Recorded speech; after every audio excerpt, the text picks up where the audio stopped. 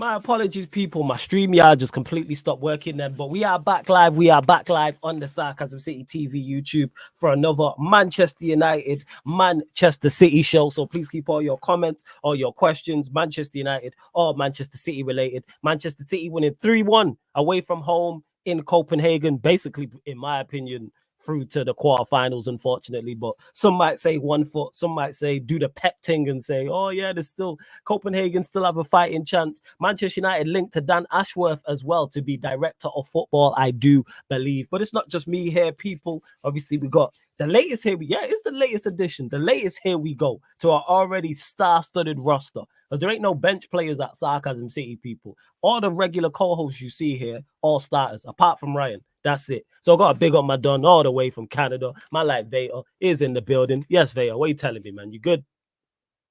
Oh, you know it, man. I'm good. It's these hours you run, it's calm, man. It's 7 out here. I got little ones, so I can comfortably sit down and have the convo, man. Thanks for having me.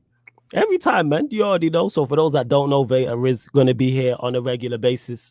Midnight UK time, Tuesday, people. He will be here. But love to everyone that's locked in. Run up the likes on the video. Make sure you subscribe to the channel as well, Sarcasm City TV. Make sure you share this across all socials. And subscribe to Vader's channel as well. The link I will add to the title also. But big up to you lot already in the comment section. StreamYard's moving funny, people, but I'm going to change the background in a second. Big up to Danny Ali, says big up Flawless, hit the likes up, people. Warrior J, Dead in the Water, big up Sheik, says road to 10K, let's get there expeditiously. Big up to Pels. TJ Warren as well, obviously a part of this star-studded cast over here at Sarcasm City TV. My Don Eli as well. Hey, Warrior J, shout out to Troops. Make sure you check out the Back Again podcast after this. Hilarious as always, people. Big up to Stephanie G. Good to see you in the chat. Hope Peter G's good as well, Stephanie. And Warrior J says, Vader to Sarcasm City. Here we go. You already know, man. Warrior Romano. Love that. Stuart B. Trini Red Devil as well. RSV. H. And yeah, we'll start there, Vader. Thoughts on Copenhagen 1, Manchester City 3. To me, tie over. What are you saying? First, I have to say much respect to Copenhagen. They have a very good team over there, quality manager. You doing the pep thing. I respect it. I like their approach. I respect them. Listen. I can't take any game easy in Champions League. Flawless, you know this. I gotta show respect. I gotta bow. I gotta humble myself to Champions League. Listen, Copenhagen, I could be shameless. I could be rude and talk about how you didn't have the easiest time against them. So I gotta. We are not very good, so that's why we didn't have the easiest time. If we was any form of level, we beat them and get through them times. Bayern Munich had a tough game against them. You know what I mean? They did. But even Bayern Munich, I can only go off the games where United played against them. Yeah, they beat us twice. They weren't great against us. No, it seems they weren't great in the group. Yeah. Tuchel's getting exposed. Tuchel is getting exposed. So that's all I'm saying. Like the game went. I'm just surprised it wasn't more than 3-1. I didn't watch your game, but like Steve was on the watch along and he was watching it. And like I said, I was just surprised it was only 3-1. No. I know if you were to watch it, it'd burn your eyes or anything like that. So it's okay. I'll tell you what happened. We played a controlled game, a professional game. I thought we would have been up a goal early. Like Ake missed. I'm not gonna say it's a sitter, but like a keeper made a save and it kind of fell to him and he kind of skied it. We could have been up a goal like 7 minutes in, but all in all, man, we were looking good. I think we left goals on that pitch. 1-1, I was nice and calm, but I was mad at how we gave up that equalizer. The goal. So, yeah, how we gave up that goal because. I'm gonna be honest with you. We're gonna do more shows in the future and things like that. Listen, I've been the one to say I don't want to hear about Allison Becker. I don't want to hear about him. I got my man Ederson. You know what I mean? I got my man Pep who said, Joe Hart, you're a shot stopper. I respect you. And Joe Hart was my guy, man. Talk about shot stopper. He was like, Joe, thank you, but where my game needs to go to, what I need my club to do. I have to say bye. And he went out, and got Bravo. We won't really talk about that. But he needed someone skillful on with his feet. And long story short, now all of England down to the academies. They're playing out from the back, right? So the Pep influences, you know what I mean? The Pep influence, and you got a keeper who's skillful with the foot. You know what I mean? He could do his thing. Yeah, it's supposed to be, but now you are right there in regards to, yes, everyone is now trying to play out from the back, and you do have to credit Pep for that, 100%. Listen, he's transformed that a lot. So Ederson gave up an unusual error, and it was due to his feet. He misplaced a pass. It didn't quite have the typical accuracy. And listen, they got that equalizer, and it did require, for those of you EAFC 24, it did require R1 circle, little finesse, get into that top corner to get past Ederson. But listen, it was 1-1, and I know a huge portion of the fan base were probably stressed. And I've seen it post game where they're like, "Can we trust Ederson? Can he be that guy?" Listen, I'm talking to my City fans. Rivals, I already know how you guys are going to move. City fans, let's relax. Ederson's calm. He's raised that level. We saw him in Super Saiyan mode when he was glowing all blonde yellow last season. He'll get back to that form. He had an error right now, but he's good, and he was calm after the fact. Listen, Flawless. We've all made mistakes. We're human, right? We're not cyborgs. Oh yeah, facts. Hey, trust me, I'm a bang average footballer. I've made more than my fair share of mistakes. So what I'm looking at, and stuff. Yeah, I'm looking at is how you react after you make the error. If you kick it out of bounds or you misplace a pass, I'm watching to see how you bounce back. And Ederson, back to his typical self. He's still spraying those passes, still calm in net, and that's what I like to see. I continue to have complete faith in Ederson, and he is my number one keeper. I don't think anyone matches him with regards to the calmness that we see with what he does on the feet. And it also makes the ops have to decide, am I really gonna waste a player to go press him when I know he's just gonna dink it around him? No. So I love the addition of Ederson. We moved beyond that because I know you didn't see the game. You're not going to watch the game. When you watch Manchester City Blue, it irritates your eyes. Now, you know what it is though? I did actually. Do you know what it is? You lot are just, how do I put this? I can put my bias aside.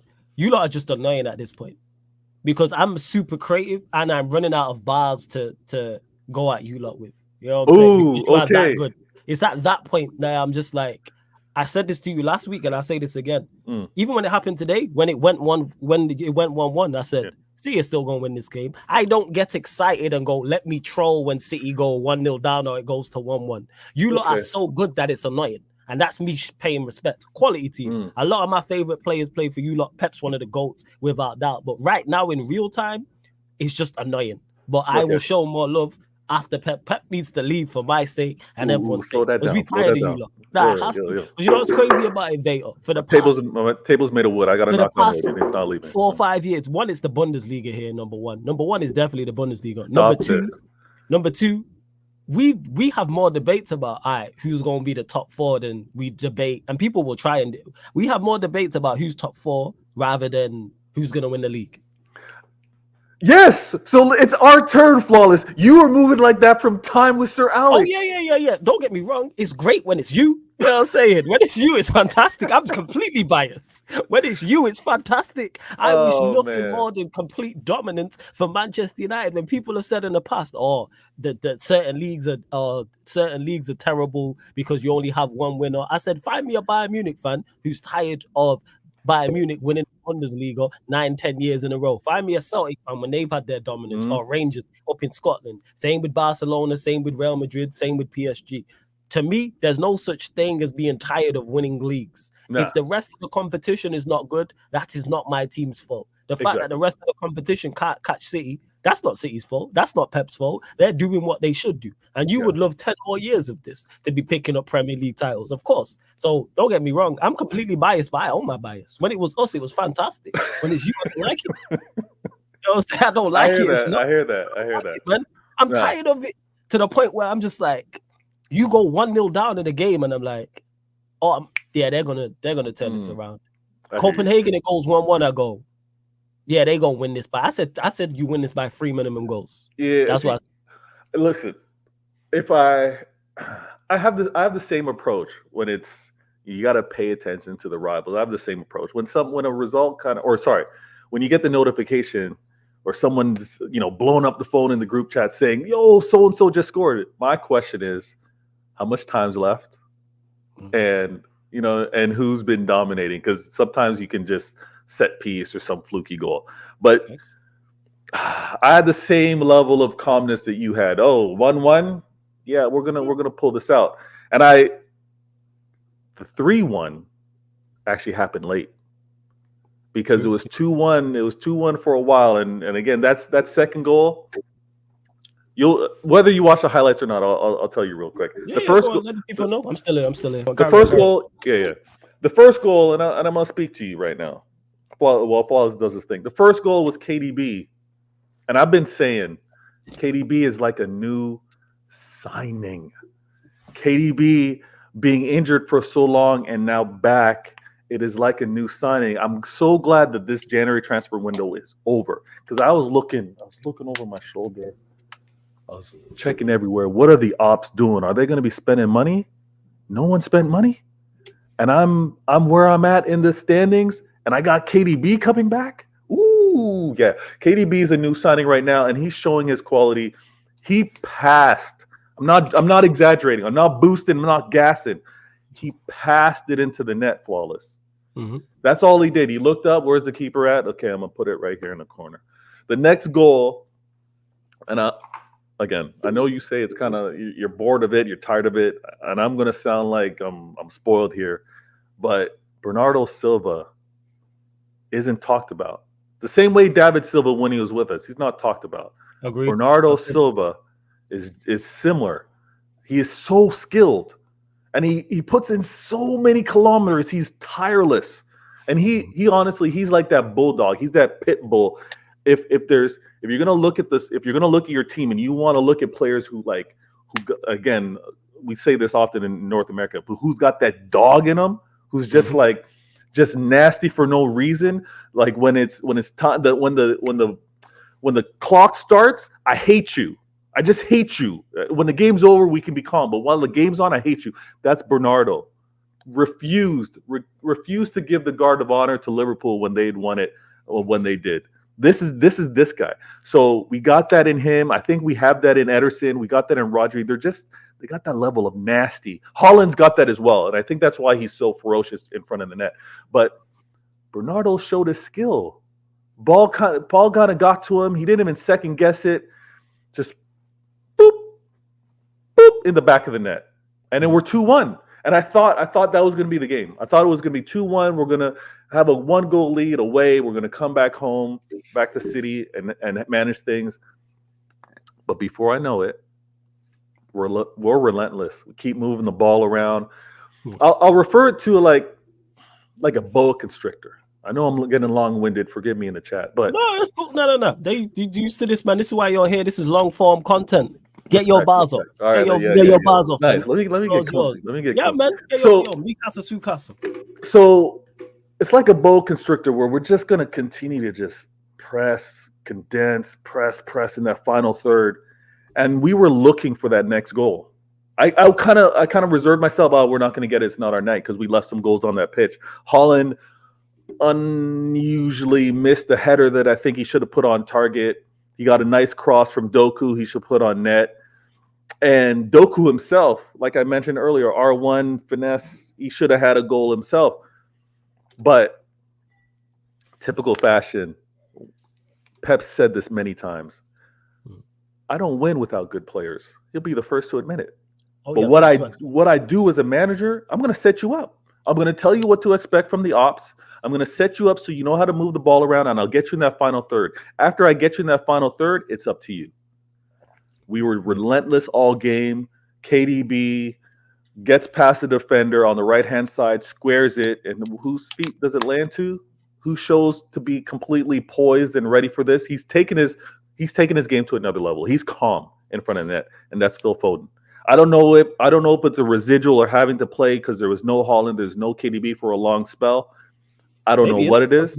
It could be that. It could be that. It could be he's watching Holland every day in practice and seeing how this man's scoring, whether it's on the training pitch or he's seeing KDB. Who knows? But the ball fell to his feet. He didn't even panic. He placed it into the net as well. And I'm like, 3-1, 3-1, and we go back home now. And the fixture list is going to get nasty, and we'll talk about it later. But I'm so glad we got this 2-goal cushion going back, because we got some games leading into the second leg of the Champions League that we can kind of now manage a little rotation.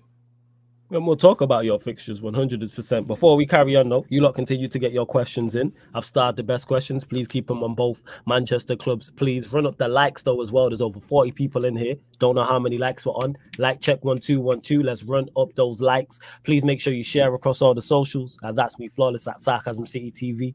Twitter and Instagram. Retweet a like from the Twitter. Share from the Instagram. Subscribe here. Road to 10K. And Vader's channel. The link's in the title, people. All you have to do is just click the link in the title. It opens up a new tab. You can subscribe to Vader's channel and find all his socials through there as well. And speaking of Champions League, well, sticking with Champions League, I should say, Sheik says, question for Vader.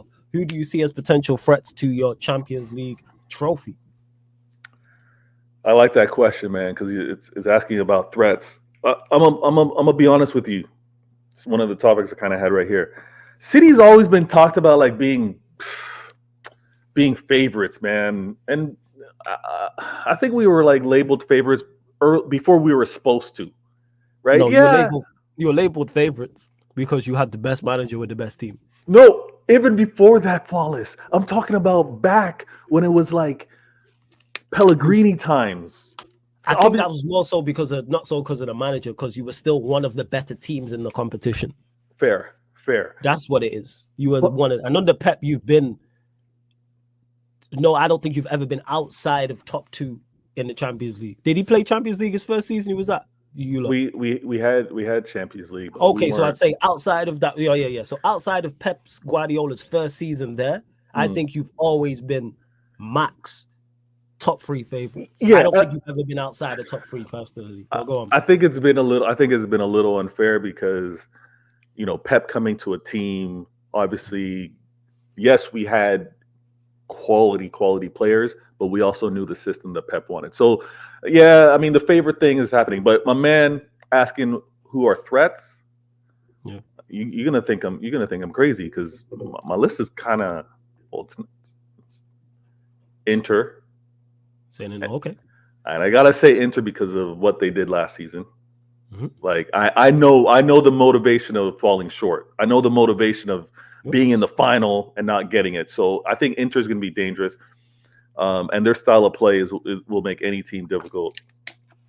Can anyone not say Real Madrid? Like they're actually getting healthy again. I know Bellingham suffered a slight injury. Bellingham injured and Diaz got injured today. Diaz. He scored his goal was top quality. Yeah. He scored an absolute, because that's the game I was watching. He did scored a top quality goal. So I know they suffered some injuries today, but again, we know what they are. So Real Madrid, Inter.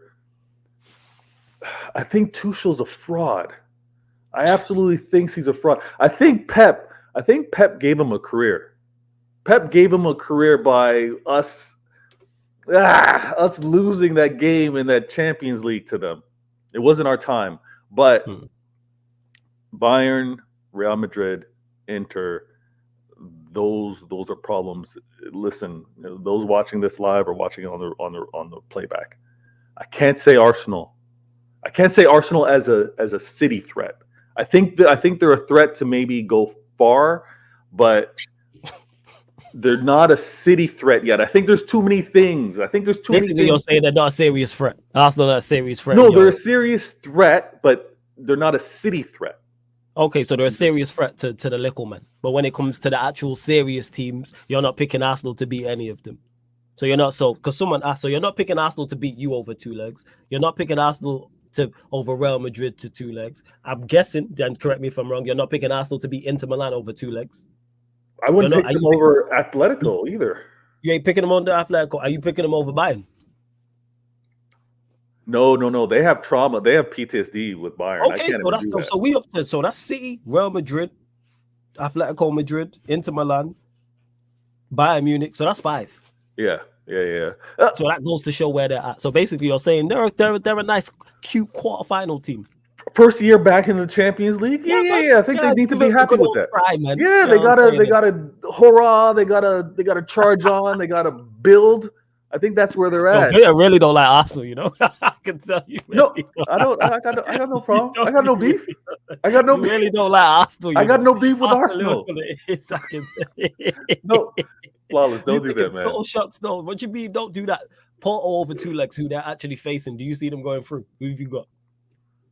Yeah. They're slapping up Porto. Okay, so you got them beating Porto. Okay, yeah. They're beating Porto. They're beating Porto. Okay, I'm just asking. Yeah. No.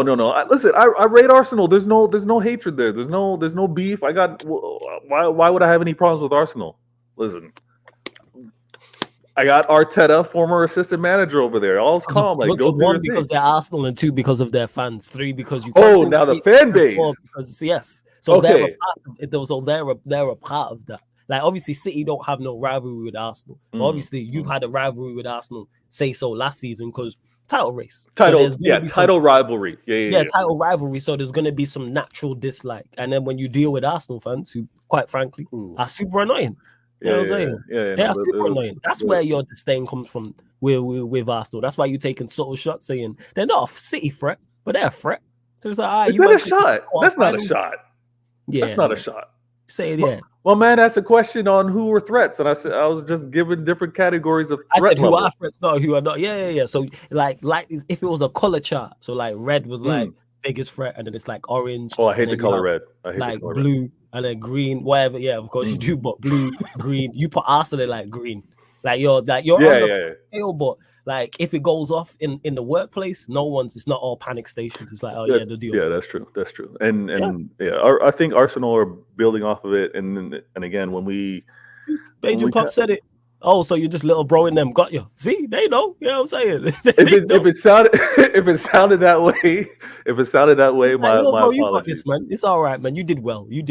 That's I see what they're building off of. I see what they're trying to get at.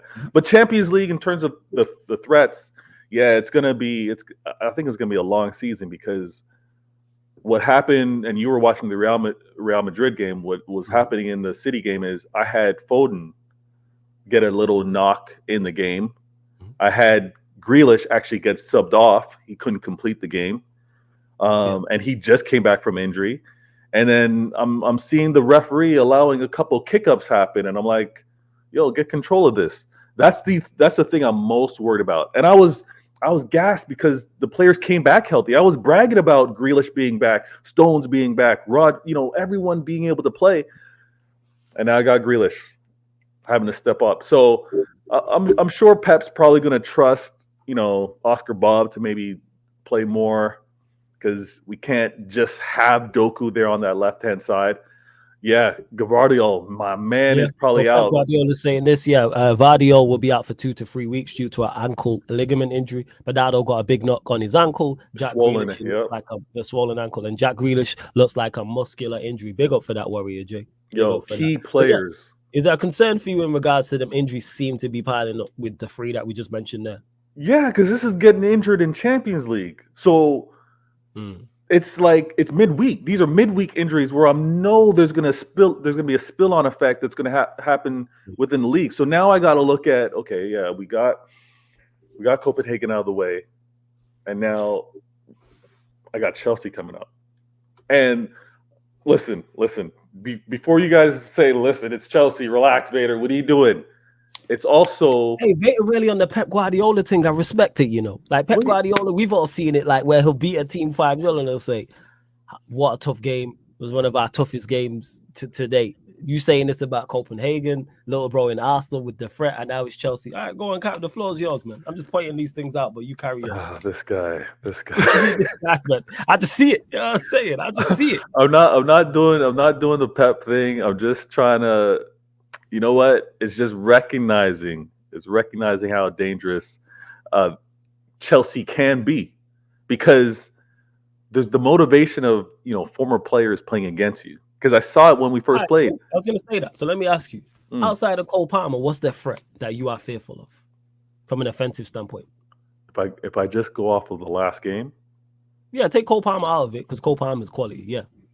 Sterling absolutely gave Walker the business last game. I was like, damn. Yeah, they played well against you. They did play well against you. He rewound the clock. He got back into what he did well, got into his bag, and Sterling was dangerous. You said take out Cole Palmer. Looks like Enzo's got something to prove. It looks like he's trying to. So I know I shouldn't be worried for Chelsea. Like, you know, I shouldn't be. I shouldn't be. They're 10th. Are they? Should they be 10th though? No, but they're 10th for a reason. Same way you could say, should United be 6th and have all the defeats we've had? Probably not, but you can only address what's happened because of the managers at both of these clubs I just mentioned and the players as well. Yeah. You know what? Since you said I'm being like Pep, let me move like Pep. This guy going into his Pep. So I gotta respect Chelsea. That's a beautiful transition. Go on. I gotta respect Chelsea. I gotta respect Poch. You know what I mean? Poch is trying to figure things out. Excellent manager. Obviously, he did his thing in Champions League as the Spurs manager a couple of years back against us. So I think he's been overly criticized. Like Chelsea fans, let's admit, Chelsea fans probably have the shortest, I'm going to say, attention span, patience with regards to any fan base. So they're like, oh, once they see their 10th on any standings, no, get the manager out. Like that's how they move. They could never endure what Arsenal fans did with back-to-back 8ths. Like that's not Chelsea. Although it looks like they're on course for that. They are on course for that. They are on course for that. So 11th or 10th. Yeah. But the vim, the anger, the conversation that these Chelsea fans are having versus what I remember Arsenal fans having with Arteta in those first 2 years. Nah, man. So some people can endure famine.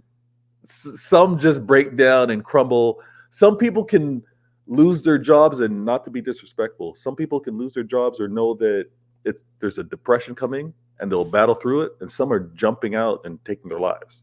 Like Chelsea fans are like, nah, get this manager out of here. I don't want to live at this 10th, 11th spot. Nah, get him out.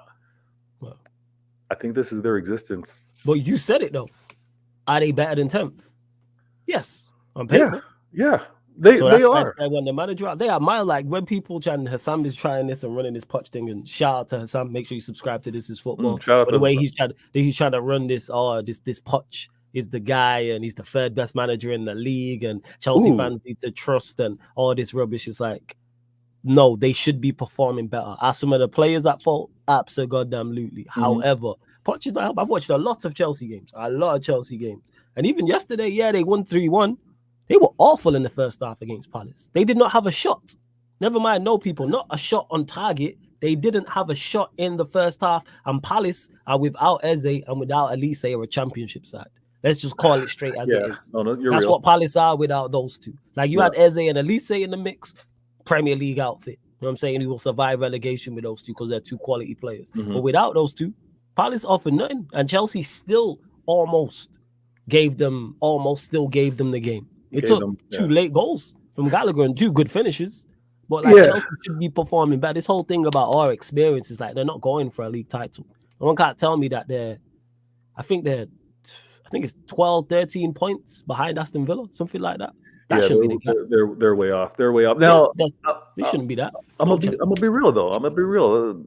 Pep's taught me well. Like I gotta respect my opponent. I've played midweek. They have not. So they've been watching, obviously, a lot of City film. They're going to be ready to play this game. I just want a solid performance. Obviously, we're at home, so that's nice. I think my next two games are at home. So I play Chelsea, and I think after that I play Brentford again. Brentford on the Tuesday, and then it's Bournemouth away on the Saturday, and then Luton away in the FA Cup, and then Derby Day to start March. So I think the largest, before I even get as far as there, I just need a result against Chelsea. I don't care what it looks like.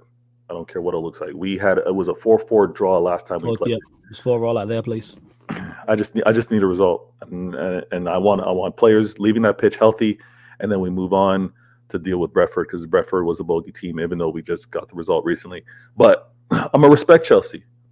I respect what they have over there. I think Poch is trying to figure it out. I'm kind of like in two minds because I don't know if it's get the manager out, as many Chelsea fans are talking about, or is it you just need a little more of a spine with regards to players that You just gotta set them up.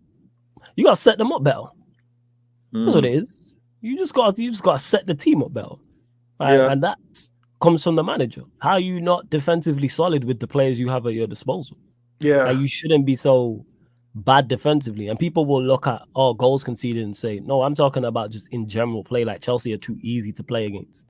They're too easy to create against at times. And they shouldn't be, with the sense. Like, when they came to Old Trafford, I went to that game. I couldn't believe what I was seeing. I couldn't believe how bad they was. They was awful. Don't get mistaken. Let me clarify to any Chelsea fans watching or listening. I'm not saying we're great because Manchester United are not, but I was surprised about how bad you lot were. And that was the last time Chelsea fans were kind of confident, because I had that like on this channel, other platforms. Oh, we're better than you. We're going to rock up to Old Trafford and beat you. And I said, based off of what? Yeah. Like, yes, we're bad, but I keep saying this. United are not good, even though we've had good recent form. We're better than Chelsea this season. That's not on paper. Don't get mistaken. Not on paper. Not individuals, not squad for squad. No. So I hear the manager talk when you do mention that, because if you look at not on paper, what's the difference? The manager's not setting them up. But let me actually go back. Let me go back to the previous screen. But I'm gonna say this because I might respect. I might be wrong for this, but if Poch does go, I want Crystal Palace, because their fans want their manager gone. Like, they want Hodgson gone. They want Hodgson out of here. But then there's also mad talks about West Ham wanting their manager gone. They want Moisey gone. Yeah, they're not happy with how things are moving right now. But the nasty part of me, the spiteful part of me is, all right, Chelsea fans, get Poch out of here, but I want Poch to stay in London. I want him to end up at one of those two clubs. You know what the crazy part is? He does a good job at one of those two clubs, because I think that's his level. Yeah, I don't disagree with that. Like, people always get him, like, when they hear me criticizing Ten Hag, or they hear me criticize Poch, or whether it's Arteta, or you think they're terrible managers. No, I think Poch is a good manager. I just don't think Chelsea's his level. I think if he goes to West Ham or Crystal Palace, they'll do absolutely fine. And ironically, the last manager Chelsea had before Poch, Graham Potter, I put him in that bracket too. He's been linked to Crystal Palace. And I think if he goes Crystal Palace, he'll do a good job like he did at Brighton, because the level of expectation is different. That's what I'm saying. It's not just it's so much different. Like, if you go there, you lose 2-3 games in a row at Palace, it's not really that big of a deal. Draw a game at Manchester United or Chelsea. World War III. You know what I'm saying? Breakdowns all over social media. Just one draw, people.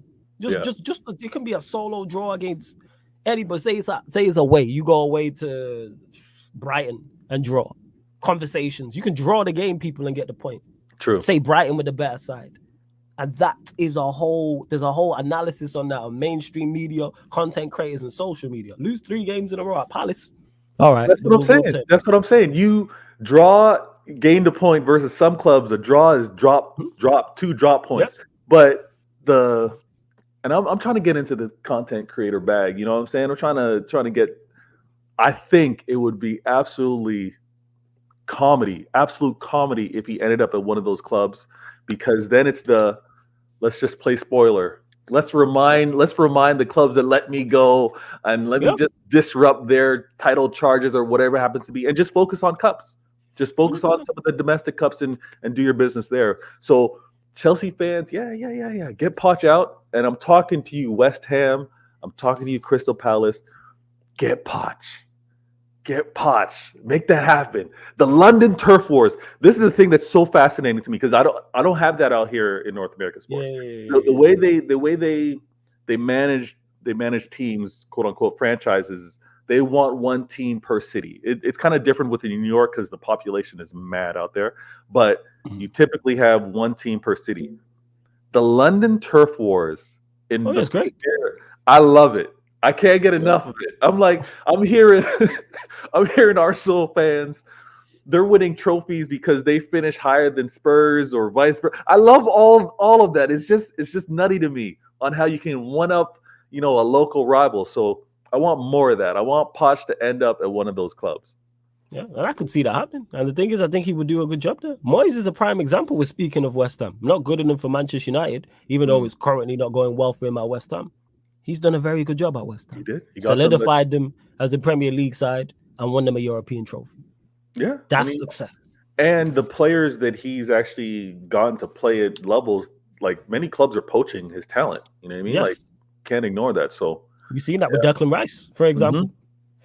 It definitely makes sense, 110%. Big up, switching to Manchester United. Warrior J says here, Man United make Dan Ashworth top target for sporting director. Not agreed, no approach to Newcastle yet, but anticipated. Situation expected to develop rapidly, complicated by being contracted to Newcastle. That's sources from David Ornstein. I just like the fact that we're moving in the right direction in regards to going to get a sporting director. Now, would Dan Ashworth be my first choice? No, I'd prefer someone who's already been at the highest level and had actually succeeded, but he's done a decent job at Newcastle. I don't think he's done anything spectacular, but he's done a good job there. But I'd rather we went and got someone on the level of Omar Barada in regards to what they've done. Let them have worked at City, at Barcelona, one of the top European clubs. Same way Jean-Claude.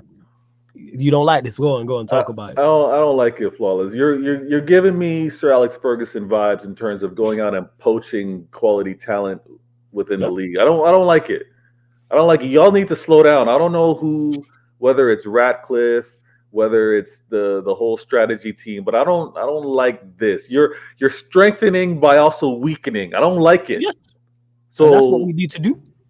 That's what we need to carry on. That's why I like the move, because I've been asking about this when people are like, oh, what manager do you want? I said, get the people in the hierarchy in place, and then it's their job to go in and select the correct manager alongside CEO, COO, director of football, recruitment team, head scouts, and they all need to be on the same page. And then even if we get the next manager wrong, you bring in a manager with a similar philosophy.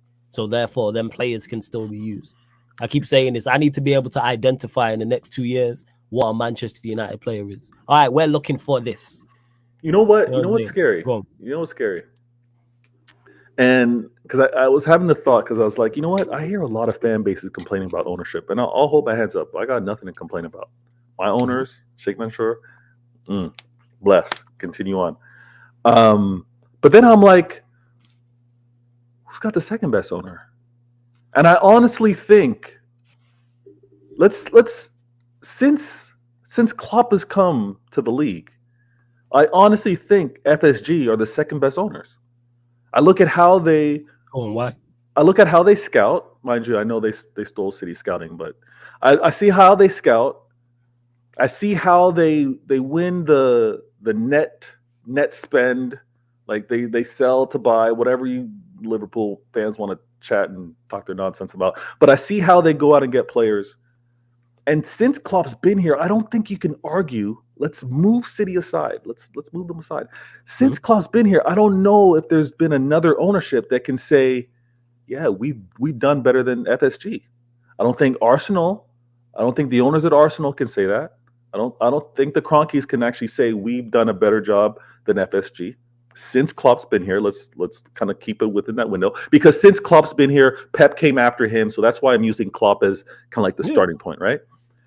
I think if we look at the ownership for Spurs, it's really not amounted to anything, and they've let talent go, and they haven't shown the even desire to want to win trophies. We'll see what happens with Angs. But Spurs, no. Arsenal, no. United, shoot. Like your fan base want the Glazers out. Those are your owners. Now, ownership has changed, but that's just partial. That's just a percentage. So we're not counting United. Chelsea, since Klopp's been here, Abramovich. I think this goes to show, because I'm thinking what you're saying actually holds weight, but it goes to show how badly these clubs have been run. That FSG can be regarded as the second best, because I don't think outside of City, none of the top clubs. So I say, the traditional big six. I don't think any of us like our owners. Manchester United, we don't like our owners. Arsenal have quieted down about Kroenke, but they're not a fan of their owners and what's going on. Flawless. Same with them. With Levy, we all know about that. Like Chelsea, look at what's going on with Bowie. They're new, but they couldn't have messed this up They could not have messed this up even more. So that's how I'm looking at it. So you got Manchester United, you got Liverpool, you got Chelsea, you got Arsenal, you got Spurs. I don't think any 5 of those fan bases are happy with their ownership. See, but that's the thing. That's the thing. No one likes. No one's gonna say they like their owners. And I get it. No, wait. You'll say you like your owners. Yeah. No, take me out of it. My relationship. So that's it. I go one further. Newcastle, guys, even though their form's not the best, they will love what their ownership have done so far. Yes, 2 years in. 2 years in with the ownership. Yeah. So I'm in agreement. We'll see where it goes to for Newcastle. We'll see where it goes for Newcastle. We'll see where it goes. Obviously with United. But I'm saying, when I hear the woe is me, or the tears, we've had it so bad, I'm like, shut up, Liverpool fans. You have the second best ownership. Listen, and your second best owner is also, quote, brought in your best or the best manager, because they want to argue that he's even better than Pep. Some of them will argue that he's better than Pep. So your ownership are the second best to City. You have the best manager. Quiet. Shut your lips. You've got it nice. You do have it nice compared to the rest. Don't look over your shoulder and say, you don't want what Arsenal have had. You don't want what United have had. You don't want what the Spurs have had. You don't want what Chelsea's had. So relax with this. Now, I also get it. When it's in comparison to City, yeah, that's where it's different.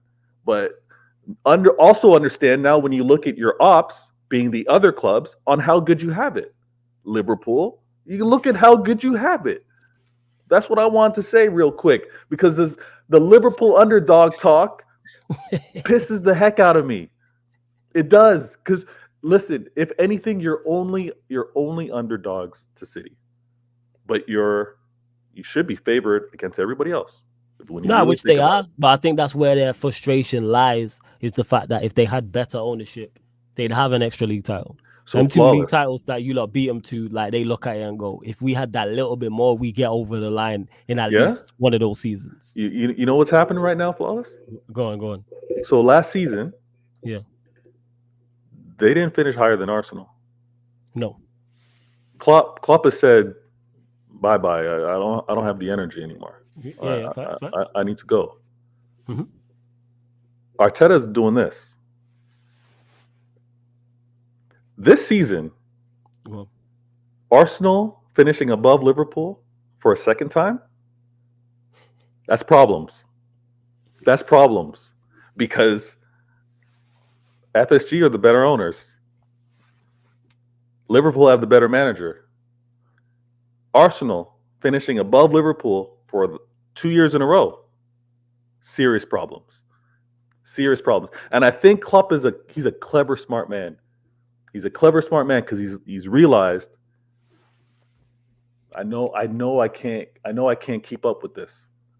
I know there's an ascension that's happening within the Prem right now, and I can't keep it up. So it's probably best that I leave before my so-called whatever legacy gets tarnished even further, because he had no right to finish behind Arsenal. And this season, he has no right to finish behind Arsenal. But what I said a couple games ago, that matchup, that Arsenal-Liverpool matchup, I said the winner of that game finishes above the other one. And I think Klopp's going to go out 2 years in a row being the lesser manager to Arteta. That's all right. We will see. Big up to Donna C as well. I need to find your original account, Donna C. I have to look through it. Hey, big up Charles as well. Good to see Charles in the chat. Good. I hope you're well. She says, smash the like, people watching. More people watching and liking. Click the like and subscribe ASAP. Fantastic channel for a Manchester United fan. Big up to Charles. And man, I hope you're enjoying the season as a Chelsea fan. You know what I'm saying? I know you're enjoying watching the women's the more so than you are watching the men's side. But I hope you're enjoying it. I hope you really are. Big up to Malcolm in the cut as well. But yeah, with Manchester United and Dan Ashworth, it is a step again in the right direction, because it's something we need. And at least it's somebody who is at least competent in his role and has done a good job at Newcastle. Would I prefer somebody better? Yes. But I'll wait and see how it plays out, because Ineos and Jim Ratcliffe have already surprised me with the Omar Barada appointment. So then this would be along that in regards to how quickly they're putting these pieces in place, because I have zero faith in everybody involved in Manchester United. So and I've said this, I want to be wrong. So the fact that we're doing these things, good, because then it gives us the best. I say this all the time, give Manchester United the best possible platform to succeed. And if we fall short because another team is better, that's much more I'm much more acceptable to that. I'd be mad at the time, the game day at 90 minutes, I'm going to be free. But then when I look back on it after I've calmed down and I go, hey, we could do no more. We did everything in our power to beat such and such to a league title, or such and such to a Champions League, or whatever team we may be facing. But we do not have the best possible platform. Like our recruit, we don't help ourselves. We really, really don't. We really don't. So, but hopefully our form continues, because I know you mentioned it to me about the Aston Villa game, and when I've been speaking on it, obviously over the moon about the win, because we needed to get the victory. It was so important to get the win because it was Villa away, and we hadn't won away we hadn't beaten a good side away from home all season long in the Premier League. I'd been saying this, and that's why I didn't think we'd win the game. I thought Villa losing 2 games in a row, their last 2 home games, one to Chelsea, one to Newcastle, I thought they're definitely going to bounce back, and I thought it would be a draw. That kind of points. You got it kind of suits all. Like a draw wouldn't have been the worst result for Villa, and the draw away from home for Manchester United wouldn't have been the worst result. But we got the win. People are talking about the performance, and I spoke about this on the Man United earlier as well. The Soul Man United. Check that out. Check that out after this show, people. And I was saying how it's, how do I put this? I don't expect much more in terms of performance, because I don't think they have levels to go like that. Like they don't. Like, can we perform better? Yes. Can we perform miles better, in my opinion? No. With this manager and these players, the ceiling is the roof, in my opinion. That's not so much a problem, though. It's not so much a problem that you're not playing miles better based off of, like you just said, the manager and the players, but you're getting results. And I think quite as kept.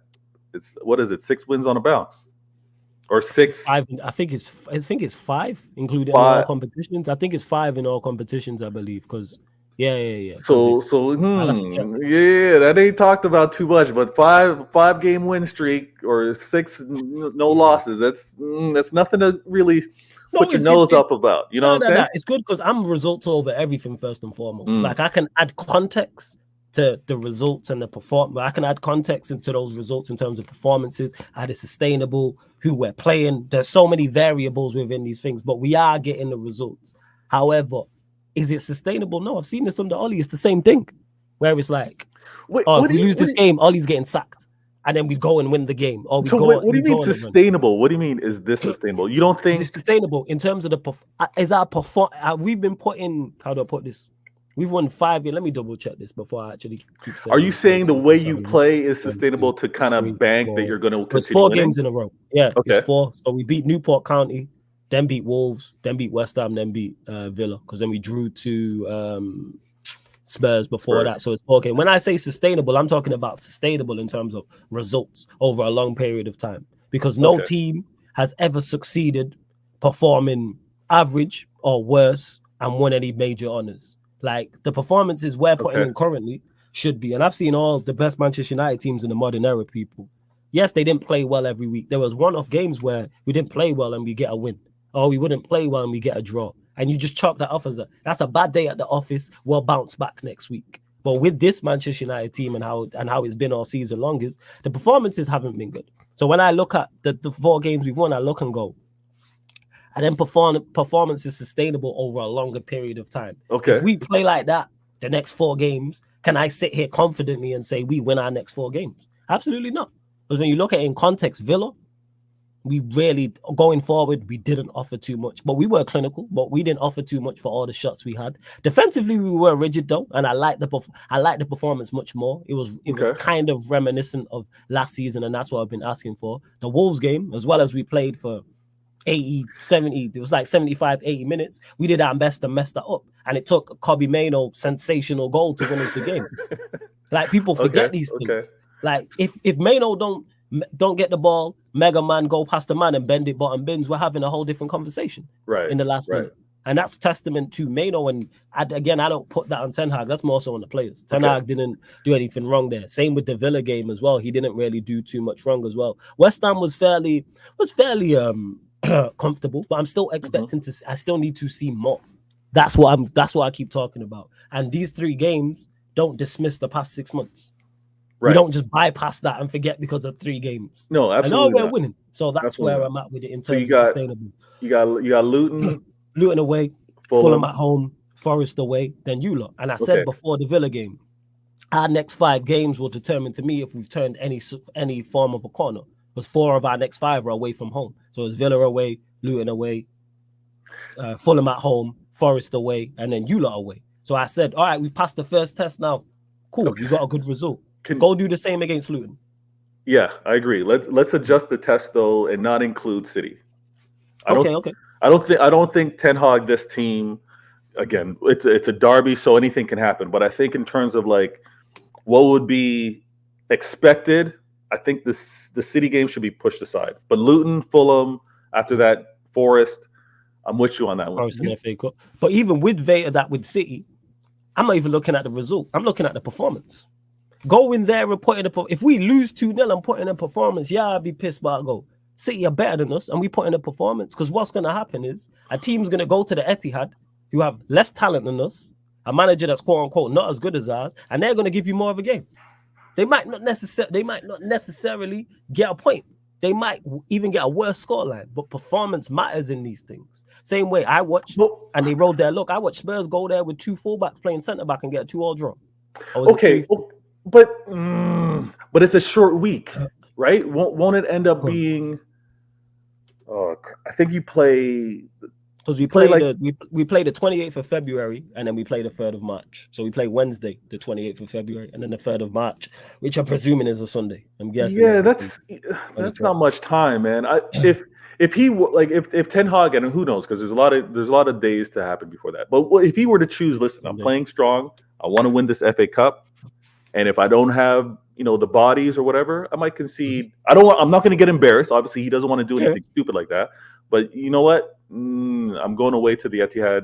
Let's not get embarrassed here. But that's not. But hey, that's why you're paying big money, is to deal with these type of situations. The reason why you go far in competitions is because when it comes to February, March, April, and May, you are playing twice a week. You might be playing 3 games in 10 days. You know why? Because you're in multiple competitions. If you're fighting on all fronts, this is what it's going to be. If you have 1 game a week at this point, that means you've not had a successful season so far. If you're a big club, Ten Hag's not far out from. He's only 5 points off Villa. 8 points off Spurs, who are 4th. Like Spurs, whose attack, I think, without Son and Maddison, who they've been missing, is as bad as ours. I think their attack is atrocious on paper. I seen them put out a front 3 of Werner, Richarlison, and Brennan Johnson. And I watched them play the same way, and I've watched Postecoglou get a tune out of them. Okay. Yes, their overall quality will show eventually, but I watched him without Maddison as well. I use him as the example because I don't rate their squad like that. I think. Go on. Yeah, I might be talking out of turn here because obviously you know the club better, but based off of the higher ups that you guys keep bringing in, like the people that are thinking strategic, it might be the case of we're not going to allow you, Ten Hag, to talent ID anymore. Oh yeah, that's what I mean. We'll trust you to figure it out what happens on the pitch, but how you've taken a step back this season because of your talent idea, talent ID, taking that out of your hands. You may get year 3 where it's like all you do is manage, all you do is coach, and this is where I was like, to kind of bring it back to Liverpool a little bit, where I was surprised because Klopp had mentioned this on his interview. He's like, I don't have the energy, I don't have the time, and I was thinking to myself, well, listen, FSG, if it's a matter of he not having the time to do what he normally does to be prepared for games, get him another assistant manager. Get him whatever help. Like we've all known this. Listen, my work day or my schedule, it's too much. I can't do all of this. I need an assistant. I need help, or I need another partner here. Like, I think if Ten Hag in this case can just focus on preparing against the opposition manager, that might solve a lot. That might bring him back to what he did year 1 versus how he's looking year 2. Maybe. Maybe, and who was it made? I think it's Bajan Pops made a great point. And this is a fantastic point. And Sheik, I'm going to get to your question as well, because that's a good question in regards to United's form and what's going on. He said, the Cherries had a similar run. What we saying? There was a time before they've not won in 5. They was the informed team in the league. Yeah. I think they won 5 games in a row. They was the informed team. Like, it's going to happen. When you have, and again, people always, not you, Vea, but people will get mistaken when they hear me talk and I say a player's not good enough or a player's not poor. What are you aiming for? Because if you're aiming to just be a Premier League side in the European spaces or running around about the European spaces, this Manchester United side is it. Yeah. But when I'm criticizing, I'm talking about the aim, and we spend money, whether that's transfer fees, whether that's wages, to go and compete at the highest level. So that's what I'm looking at. I'm looking at how far away are these players? How far away is this manager? So this is why I don't get done by, all right, we've won 3 games in a row. Cool. We have on paper, we have a favorable run. Go win the next 3 and get through to the FA Cup next round. Then we play City away. Go give them a game. I've not even mentioned nothing about the result. I haven't said go there and win. I haven't said go there and draw. I said go and give them a game. Don't roll over, because a team's gonna go to the Etihad, and I watched Spurs do it, and City with a better side. Cool, you can say they should have won the game. Not arguing about that. Spurs gave them a game. Spurs did. There was no lack of effort or lack of preparation that cost Manchester City in that game. It was just quality. They did everything in their power to do that. They did, and that's what I'm saying is set up the best possible way to win football matches. And if you fall short because of quality, the cool. Because as much as I don't rate our attack and don't rate our players, we're good enough to go and win games. Plus, I don't rate the Premier League like that anyway. I've said this. I think the Premier League, in terms of overall standard, has dropped off dramatically. There's very few teams I rate in this team. I think you take the top 3 teams out of this, so that's you lot, that's Arsenal, that's Liverpool, whatever order you want to put them in. I don't think the teams are, just in terms of quality, are great. I don't think Spurs in terms of quality are like that. The Villa, I don't think are like that. Brighton I think they went 3 months and won 2. They went a whole 3 months, I think, without winning a match. Manchester United, the less said the bell. Hold on here. Go on. Because are you saying the amount of parity, you're not sure how good the teams are, or if the Prem were to also play against other teams in Europe, you're saying this ties into it. I think overall, I don't watch other leagues to go like that, so I can only go off the Champions League. And when I look at the Champions League, I think the overall standard of European football has fell off. I think when I look at the Champions League, take out City, take out Real Madrid. Who's the 3rd, 4th, and 5th favorites for the Champions League? We say Bayern, PSG, Bayern and Inter, probably. Bayern, PSG, Inter Milan, maybe. I don't think any of those 3 teams I look at and go, whoa, I don't want to play them. How are you the third? Think about it, Vito. How are you the 3rd favorite in the competition? And I'm not saying I want to avoid you. But make that make sense. That makes no sense whatsoever. You're the 3rd favorite for the competition, and I'm in the knockout tie. Not as a Manchester United fan, but I'm saying in general, and I'm not like, oh yeah, I don't want to play them. I've said this. We got knocked out of that group. Bayern weren't great against us. As much as I was annoyed about the results against Galatasaray and Copenhagen, Bayern Munich did a lot in their power to give us games. A lot in their power, but we just did even more. That's what it is. We just played more stupid football. We were just more dumb than them on the day and just made more bad decisions. So when I talk about the overall quality, I'm just saying in the league, and that's what annoys me even more so about our form, because you don't even have to be great, in my opinion, to be in the top 4. You don't have to be great. Just be competent. Which speaks to you get a few things right, you're back in it. Yes. Right. So I hear that. I think even when we talk about how teams stack up, Prem, Champions League, and that's what makes the Champions League so interesting. And we'll see how the first leg, second leg, they still need to happen, but the next draw is going to be a little insane. And we'll get to it. I hope we're able to have the show and talk about that then. No, of course, man. We here every week, man. Trust. I want to say this with regards to the fixtures, because I was actually looking at the time, and I got to deal with the minion soon. But it's cool, man. No stress.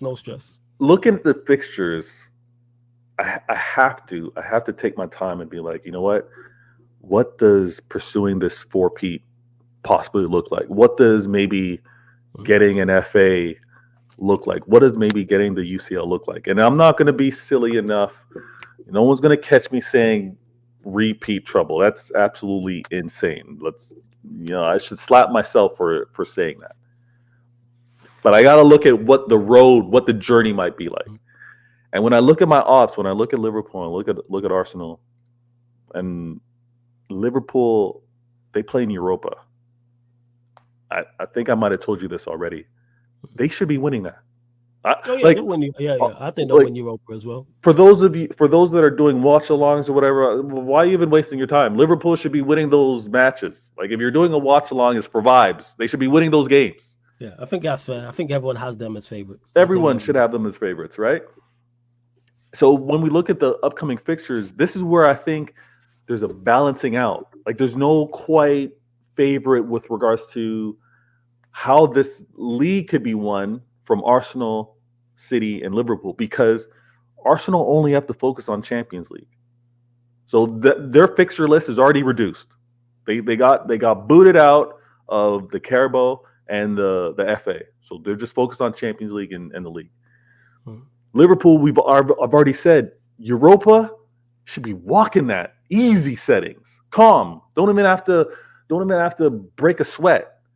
But they are in the Carabao Cup. They do have the FA Cup, and obviously pursuing the league. So their fixture list is going to be pretty congested. Now, City have Champions League, the FA, and the league. I'm looking at the fixture list, and I actually think that City's has the most difficult fixture list moving forward in terms of what they have to play for. The Carabao is pretty much sealed. That final is already set. But what City are going to have to do on top of everybody wants to play spoiler. Nobody wants to see a 4P. No one wants to see anyone even remotely attempt to, retain the FA Cup.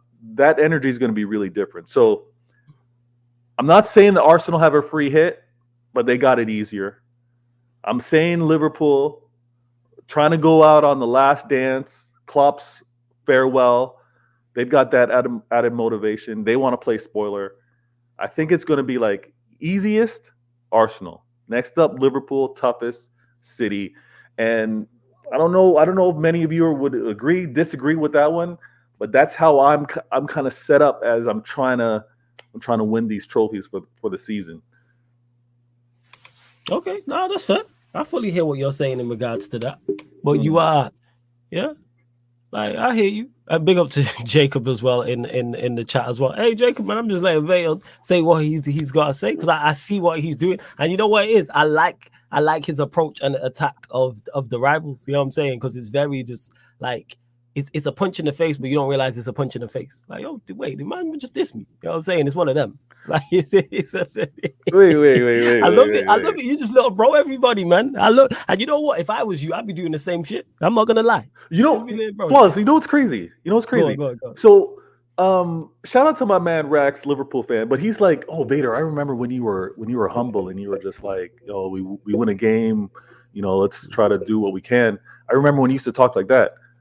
I've been talking like that until men's like him and others are saying, "Where's your chest? Yo, rep your club. You just wanted trouble. Talk that talk." So I'm like, what am I supposed to do? I'd say just be you. Like, that's what that is. But I like your approach. The reason I brought you on board, because I know what you're like. I like your approach. Respect. What I've also realized is, because history has a way of repeating itself. And I've seen the greats. I've seen the greats have their struggles. And even before my assertion, I had my man Flawless and his friends having banners in their stadium reminding me of how long I hadn't won a trophy. So I know how long the spell can go. So I was like, I took the advice and I'm like, you know what? If there's ever a time where I'm going to talk it up, let me talk it up after a trouble. If there's going to be a time where I'm going to talk my talk, and also knowing. And again, I'll be honest with you. The chest is looking like I'm benching 250 right now, because I know I got Pep, and I know respect to Klopp. I know Klopp's going. I know he's saying bye-bye. So yes, I'm out here like Lou Ferrigno. He's the man who played the Hulk for you youngsters out there. I'm out here like Arnold Schwarzenegger with the chest out because I should take advantage of it right now. And Jacob, you're lucky, flawless. I'm gonna be full transparency with you. Yeah, go on. I had an experience reading the comments back in the day. It threw me off my game because I started speaking more to the comments than what I actually had on my mind or what I wanted to go through. So I don't even see what Jacob or anyone in the chat saying. Like when you bring it up, I'm seeing it for the first time. Oh no, it's right. You know like you on the same wave as me. Like when I'm on other people's channels, I don't have the comment section though. Okay. Like, I don't. This is what I'm saying. Unless you cue me with a question or whatever. But no. I want you to. That's like obviously I put up the better questions, but I want you to get. I want to hear your thoughts on it because we don't often get a City perspective like this. So this is for myself, and it's new conversation because we're getting it from a City side. So that's what it is. I want to hear your thoughts on not only City, Manchester United, Arsenal, Liverpool, etc. Like it's great to hear your thoughts on Klopp, for example. Yeah. And again, respect the Klopp. I do have a cigar waiting for him for when it's officially over. But Jacob's my guy, American Waffle. Listen. He wasn't able to be on the show last week. And I know he sometimes thinks that I'm taking shots at him. I'm not. I actually have mad respect for Jacob. And I also give mad ratings to the Spurs. To Spurs 100%. Now and let me explain this. All right. Yeah, cool. Yes, I got a show on my channel called CIA Intelligent Agendas, and we all have our agendas. But Jacob, this is no agenda. When I look at what a club like Spurs have been able to do, probably the best stadium, one would say the best stadium currently in existence, right? In London. They got so many attractions. They look at their revenue. I think they're like top 8 in the world of football. And they're able to do this. They're able to grow a fan base. They're able to grow a following without winning. They're able to do that without winning. I give tremendous props to that. I give tremendous props to a club that's able to build, expand, grow, be profitable without winning, without raising your arms, without showing the armpits. It's absolutely amazing. It should be studied. It should be a case study. Every other club should be looking at the Spurs and being like, there is hope for us. It's absolutely amazing. And it gives hope for any other fans out there that I want my club to be in the big 6, top 6. It's possible. So shout out to Jacob and the Spurs, man.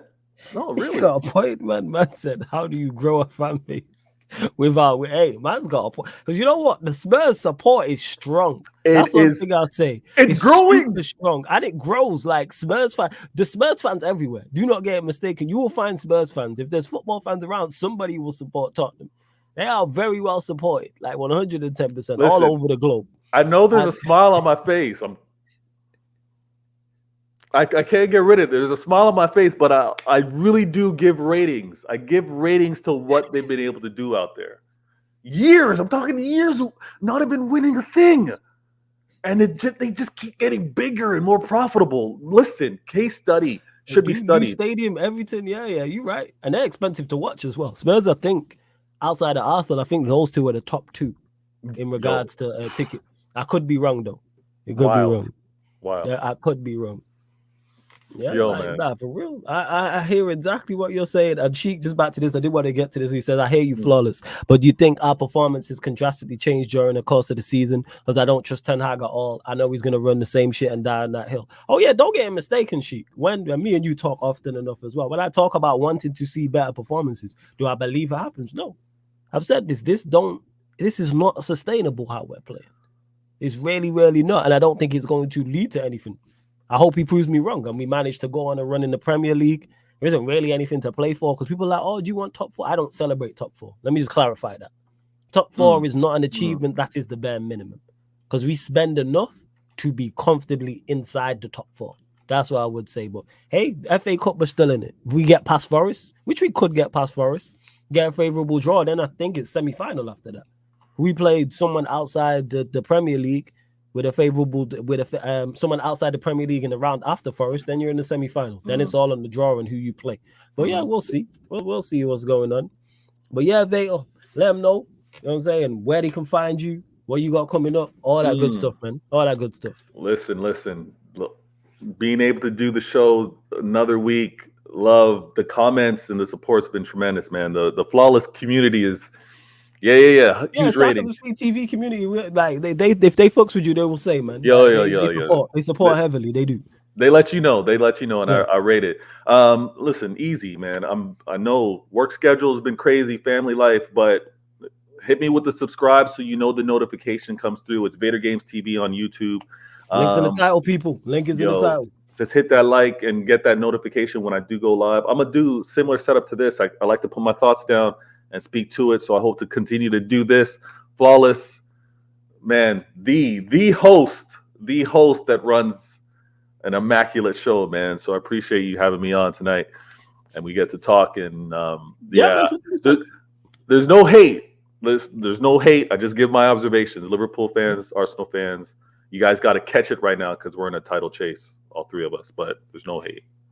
Well, 100%, and that's what it is now. We here every week, people. Myself and Vader talking all things Manchester United, all things Manchester City. Tuesday at midnight UK time, people. That's 12 a.m. But again, subscribe to Vader's channel. Link is in the title, people. Link's in the title. You just click the link, opens up a new tab. Don't know how many likes we're on. Let me double check, but run up the likes. Like check 1212. Let me know who's live to raid as well and redirect to people. But run up the likes on this video. Let me check now. 1 second.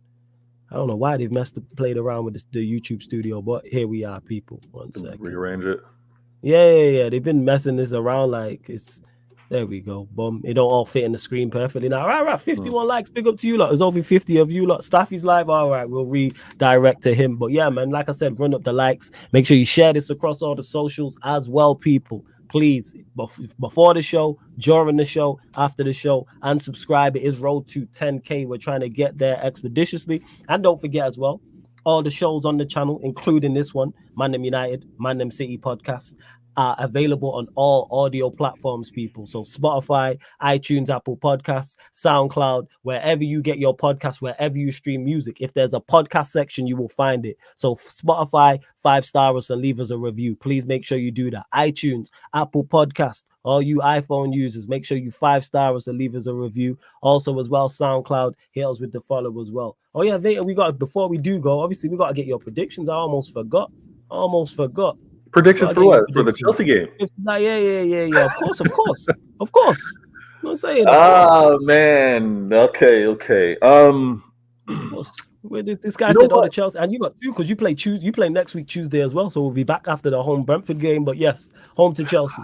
Damn it. See, I like to give my predictions are a lot more accurate when I know the starting lineup. But I'm gonna go out on a limb right now. The Chelsea game, we're at home, control game. Ooh, that might be a 3-1. That might be a 3-1. Made me laugh, yo. Lewis just put Chelsea. Show mercy. Yo, Lewis. I think. You know what? We might concede first. As scary as that is, but I think we win like 2-1, 3-1. We can't disappoint the team at home, man. We've been good. And then the game after that, then home to Brentford, which is next week Tuesday. Yeah, we gotta deal with. I think Brentford's been figured out. We got that win. We got that whatever that voodoo or thing that was happening with us not getting results against them. So it might be a 2-0. Might be another 2-0. Holland might do the nasty again. 3-1 and 2-0. Okay, fast. I know. There's a large portion of the City fan base that want to demolish Chelsea. I don't know where it's coming from. I don't know. Is it the Champions League? It's Champions League. Chelsea's been so. They've been like down in the dumps. They beat you in the Champions League final and then brought them inflatable Champions League trophies to your stadium. Like, you don't forget stuff like that. That's true. They haven't beat us since. There you go. Since Champions League, we have not suffered a loss to them. Yeah, it's not surprised. Not only have they been bad, but you lot have an extra incentive to beat them. Once a team beats you in the Champions League final, that's extra incentive. Plus, adding on pouring more misery on their already miserable season. That's where it stems from. Yeah, I hope Holland goes off. I hope Holland goes off and does his thing, man. But yeah, people, we are going to close out. Love to everyone that's locked in. We're going to redirect to Staffy. So just put Sarcasm City Raid in capital letters in the chat. We're back tomorrow, people. Sarcastic and Savage podcast. Valentine's Day special, 7 p.m. UK time, people. So make sure you lock in for that. Big up to Sheik as well. He's been a member of the channel for 8 months. He says, hashtag road to 10K. Get this channel to 10K and always give it the flower it deserves, people. Love to you both. Hey, big up my guy Sheik every single time. Make sure you subscribe to Sheik TV. And let me not forget as well, all NBA fans as well. Make sure you go follow the Sarcasm City TV playback. If you're an NBA fan, that's where the Sarcasm City TV NBA watch-alongs will be going down. And if you have a league pass, you can use that. And then not only will you see myself and my panelists on the screen, you'll see the game behind us as well. We'll get moved to the side and you'll see the game. And we'll all be in sync, people. So make sure you pull up for the NBA watch-alongs, 110%. Hey, Eli, big up to you. Warrior J, yeah, man. Make sure you're there for the Sarcastic and Savage show as well. I love to everyone that's locked in. It's been the Manchester United, Manchester City show. Man United meets Man City podcast live on the Sarcasm City TV YouTube. Big up for tuning in.